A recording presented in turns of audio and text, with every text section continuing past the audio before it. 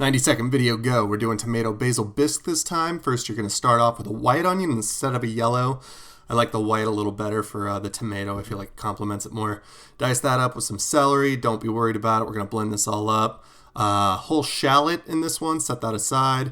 Then you want to grab your tomatoes, X the top, like so. And then you want to core out that inside where the vine meets. It'll just save you some chunks later. 3 Roma tomatoes, your basil. You want to peel all the leaves and then kind of roll them up together. Chiffonade. It's just a knife technique. Heat up some oil. Add your celery and your onions. A little bit of salt.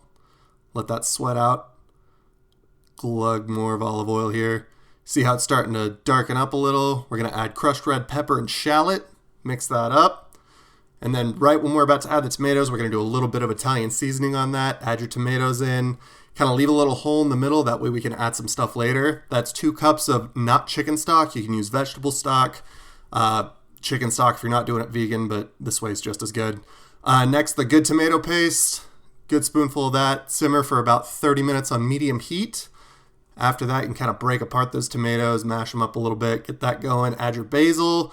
Then you want to cover that and simmer that for about 15 minutes. I'm going to season it a little bit more with pepper and salt. I didn't show that, but it's there. Blend it up really good, and there you go. Enjoy.